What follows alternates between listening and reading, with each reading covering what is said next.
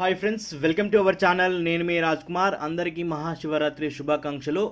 RRB నుంచి వెళ్ళి paramedical కేటగిరీకి సంబంధించిన నోటిఫికేషన్ ఈరోజు రిలీజ్ అయింది. ఈరోజు మార్చ్ 4 కాబట్టి నోటిఫికేషన్ రిలీజ్ చేస్తామన్నట్టుగానే మనకు ఆర్ఆర్బీ వెబ్సైట్లో పారామెడికల్ కేటగిరీకి సంబంధించిన నోటిఫికేషన్ అయితే రిలీజ్ అయింది. ఈ నోటిఫికేషన్కి సంబంధించిన పూర్తి వివరాలు నేను ఈ వీడియోలో చెప్తాను.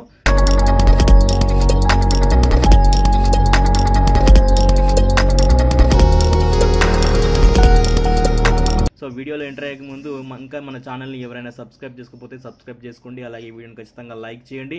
ఎవరికైనా రివ్యూ అయితే వాళ్ళకి షేర్ చేయండి. ఇక అఫీషియల్ వెబ్సైట్లో మనకు ఆర్ఆర్బీ అఫీషియల్ వెబ్సైట్లో centralised employment notice CN02/2019 for recruitment of paramedical categories అని చెప్పి మనకు లైవ్ క్లిక్ ఫర్ అప్డేట్స్ అని ఇచ్చారు. సో దీన్ని క్లిక్ చేయగానే మనకు ఇక్కడ మనకు ఈ విధంగా ఓపెన్ అవుతుంది. సో ఆన్లైన్ రిజిస్ట్రేషన్స్ మనకు ఆన్లైన్ రిజిస్ట్రేషన్ కూడా ఈ రోజు నుంచి స్టార్ట్ అవుతున్నాయి.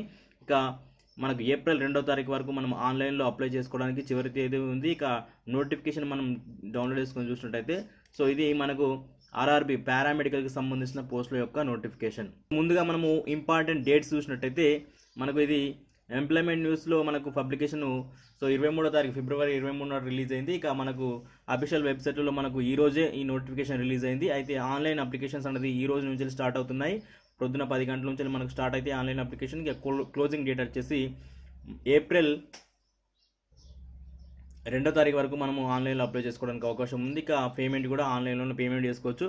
మనకు online submission applications complete all respect. మనకు పేమెంట్ కట్టిన తర్వాత ఒకవేళ లాస్ట్ వరకు సబ్మిట్ చేయకపోతే మనకు సో ఏప్రిల్ 7వ తారీఖు వరకు కూడా ఛాన్స్ అని ఇచ్చారు మనం పేమెంట్ చేసిన తర్వాత. ఇక కంప్యూటర్ బేస్డ్ టెస్ట్ అనేది మనకు జూన్ 1st వీక్లో ఉండే ఛాన్స్ ఉందని చెప్పి ఇచ్చారు. దాంట్లో selection process only 1 single CBT examination ఉంటుంది. ఆ తర్వాత డాక్యుమెంట్ వెరిఫికేషన్ తోటి సో ఈ పోస్టులు అనేది భర్తీ చేస్తారు. ఇక మొత్తం టోటల్ వేకెన్సీస్ చూసినట్టయితే ఫస్ట్ మనకు ఇందులో 16 విభాగాల్లో మనకు ఈ పారామెడికల్ కేటగిరీస్ దాంట్లో మనకు భర్తీ చేస్తున్నారు. సో దీంట్లో first dietitian, staff nurse, dental hygienist, dialysis technician, extension educator, health and malaria inspector grade 3, ఆ తర్వాత ల్యాబ్ సూపరింటెండెంట్ గ్రేడ్ 3, ఆప్టోమెరిస్టు, ఫెర్పిమోనిస్టు, physiotherapist, pharmacist grade 2, radiographer, speech therapist, ECG technician, ఆ తర్వాత lady health visitor, lab assistant grade 2. ఇందులో so 16 విభాగాల్లో మనకు పోస్టులను భర్తీ చేస్తున్నారు. వీటికి సంబంధించిన level as per 7th CPC ప్రకారం మనకు ఇక్కడ లెవెల్స్ ఇచ్చారు. సో జాబ్ల యొక్క లెవెల్ 7th CPC ప్రకారం పేమెంట్స్ ఉంటాయి. ఇక అక్కడ మనకి ఇనిషియల్ పే 44,900 ప్రతి ఒక్కదానికి లేవు. సో కొన్ని పోస్టులకు వేరువేరుగా పే స్కేల్స్ అనేవి ఉన్నాయి. సో ఒకసారి మీరు డీటెయిల్స్ ఒకసారి నోటిఫికేషన్ చెక్ చేసుకొని చూసుకున్నట్టయితే మీకు డీటెయిల్స్గా తెలిసే అవకాశం ఉంటుంది. మొత్తం అన్ని ఆర్ఆర్బీలలో మనకు 1937 పోస్టులు అంటే ఇండియా వైజ్ వేకెన్సీస్. ఓన్లీ మన సికింద్రాబాద్ కానీ ఏదో ఒక జోన్కి సంబంధించి కాదు, మొత్తం టోటల్ ఇండియా వైజ్ వేకెన్సీస్ అనేది ఇచ్చారు. సో స్టాఫ్ నర్స్ మాత్రం టోటల్గా 1109 పోస్టులు అనేది స్టాఫ్ నర్స్ ఇచ్చారు. సో మొత్తంగా టోటల్గా 1937 గ్రాండ్ టోటల్ ఇది. ఈ పోస్టులకు మనకు ఏజ్ లిమిట్ అనేది 01/07/2019 వరకు మనము ఈ డేట్ వరకు కట్ ఆఫ్ ఏజ్ డేట్ అనేది చూస్తారు. సో ఆ డేట్ వరకు ఏజ్ అనేది ఎంత ఉండాలని చెప్పి మనకు కట్ ఆఫ్ ఏజ్ డేట్ అని నిర్ణయించడం జరుగుతుంది. ఇక స్టేజెస్ ఆఫ్ ఎగ్జామినేషన్ అయితే మనకు computer based test, single stage computer based test ఉంటుంది. ఇక ఈ ఎగ్జామినేషన్లో 1/3 కింద మనకు నెగటివ్ మార్కింగ్ కూడా ఉంటుంది. ఒక్కొక్క పోస్ట్కి ఒక్కొక్క ఏజ్ గ్రూప్ అనేది ఇవ్వడం జరిగింది. ఇక్కడ ఒక్కొక్క పోస్ట్ విధంగా మనకు ఏజ్ గ్రూప్స్ అనేది కొన్ని 18 సంవత్సరాల నుంచి 30 సంవత్సరాలు, కొన్ని 18 సంవత్సరాలు 35, కొన్ని పోస్టులు 18 నుంచి 33, కొన్ని 19 నుంచి 33, కొన్ని పోస్టులు 20 నుంచి 33, కొన్ని పోస్టులు 20 నుంచి 35, కొన్ని పోస్టులు 20 నుంచి 40, ఇంకో కొన్ని పోస్టులు 21 నుంచి 40 సంవత్సరాల మధ్య, ఇంకా కొన్ని పోస్టులు 22 సంవత్సరాల నుంచి 35 సంవత్సరాల మధ్య మనకు ఏజ్ లిమిట్ అనేది ఇచ్చారు. సో వాటికి సంబంధించిన డీటెయిల్స్ అన్నీ మనకు నోటిఫికేషన్లో ఉన్నాయి. ఒకసారి ఏజ్ లిమిట్కి సంబంధించిన డీటెయిల్స్ అన్ని మీరు నోటిఫికేషన్ డౌన్లోడ్ అనేది చేసుకోవచ్చు. దాంతోపాటు సో ఇక్కడ డేట్ ఆఫ్ బర్త్స్ కూడా ఇచ్చారు. ఈ మధ్యలో lower age limit not after the band for all communities categories అని ఇచ్చారు. ఆ తర్వాత యూఆర్లో మళ్ళీ EWS అంటే ఎకనామికల్లీ వీకర్ సెక్షన్కి సంబంధించిన వాళ్ళకు ఏ ఏజ్ ఉండాలి, ఏ ఏజ్లో గ్రూప్ ఎప్పుడు పుట్టాలని చెప్పి కూడా మనకు మొత్తం డీటెయిల్స్ అన్ని ఇచ్చారు. మీరు ఒకసారి ఏజ్కి సంబంధించిన డీటెయిల్స్ అన్ని నోటిఫికేషన్ డౌన్లోడ్ చేసుకొని చూసుకోవచ్చు. ఆ తర్వాత ఏజ్ రిలాక్సేషన్, ఇవి సెంట్రల్ గవర్నమెంట్ జాబ్స్ కాబట్టి ఏజ్ రిలాక్సేషన్ ఉంటుంది. ఏపీ, తెలంగాణ 2 రాష్ట్రాలకు చెందిన మేల్ ఫీమేల్ క్యాండిడేట్స్ ఎవరైనా ఈ పోస్టులకి అప్లై చేసుకునేందుకు ఛాన్స్ ఉంది. పోస్ట్లకి అప్లికేషన్ ఫీజు చూసినట్టయితే all candidate expect the fee concession category maintain below అని చెప్పించారు. సో అందరూ ఏ కేటగిరీకి చెందిన వాళ్ళైనా కానీ 500 రూపాయల ఫీజు అనేది ఉంటుంది. సో ఒక సిబిటీ రాయగానే వాళ్ళకి 400 రూపాయల రిఫండ్ వస్తుంది. ఇక ఫీజు కట్టని వాళ్ళ డీటెయిల్స్ మనం చూసినట్టయితే SC, ST, ex servicemen, PWDs, females, transgenders, minorities and economically backward classes ఎవరైతే ఉంటారో వాళ్ళకి 250 రూపాయల ఫీజు ఒక సిబిటీ ఎగ్జామినేషన్ రాయగానే వాళ్ళకి రిఫండ్ అనేది అవుతుంది. ఆన్లైన్ పేమెంట్ మనం పే చేయాల్సి ఉంటుంది. ఆన్లైన్లో అప్లై చేసుకునేటప్పుడు సో డైరెక్ట్గా మనం ఆన్లైన్లోనే ఈ పేమెంట్ అనేది చేయవలసి ఉంటుంది.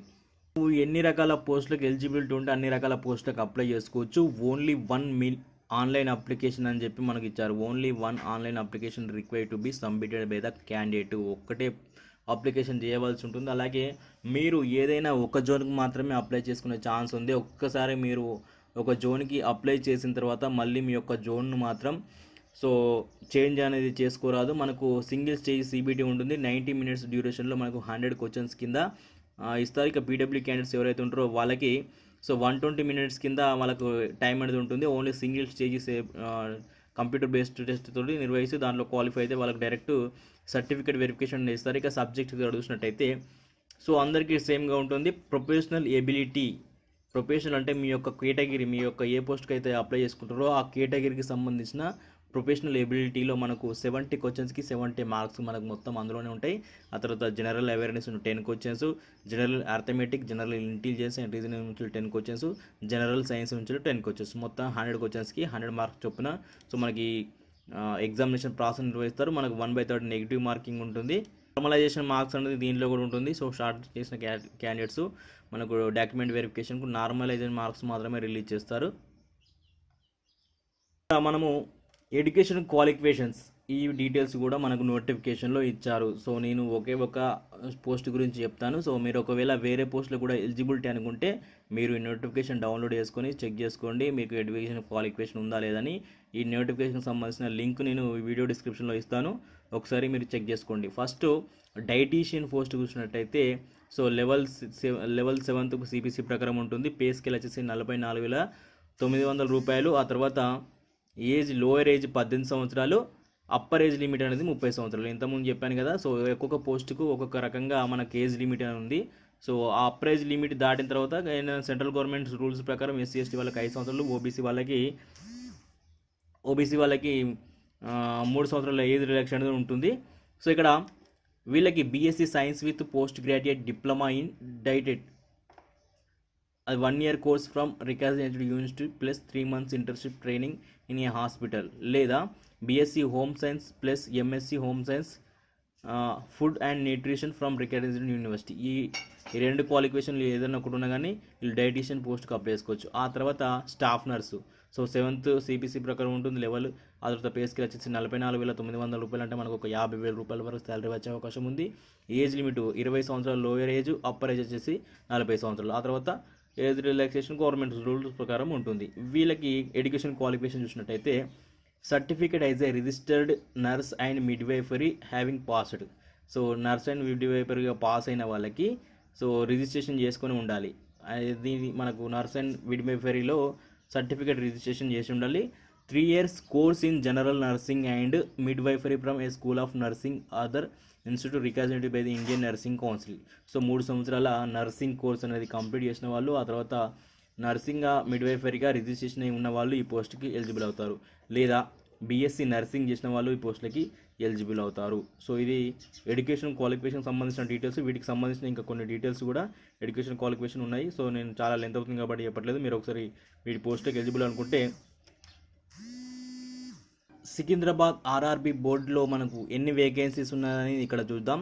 ఇక్కడ మనకు స్టాఫ్ నర్స్ వేకెన్సీస్ మనం చూసినట్టయితే ఈస్ట్ కోస్ట్ రైల్వేలో మొత్తం టోటల్గా 12 పోస్టులు, సికింద్రాబాద్ సెంట్రల్ రైల్వేలో 37 పోస్టులు అనేది మనకు ఖాళీగా ఉన్నాయి. మొత్తం మనకు ఆర్ఆర్బి సికింద్రాబాద్లో పారామెడికల్ కేటగిరీకి సంబంధించిన పోస్టులు 112 పోస్టులు అనేది ఇవ్వడం జరిగింది. ఇక ఎక్స్ సర్వీస్ వాళ్ళకు ఒక 11 పోస్టులు అనేది రిజర్వ్ చేశారు. సో వీటికి సంబంధించిన సిలబస్ మీకు ఏ విధంగా సిలబస్ ఉంటుందని చెప్పి కూడా మనకు నోటిఫికేషన్లో ఇచ్చారు. స్టాఫ్ నర్స్కి ఆ తర్వాత ప్రతి ఒక్క పోస్ట్కి సిలబస్ కూడా ఇక్కడ ఇవ్వడం జరిగింది. సో ఇది ఎన్టీపీసీ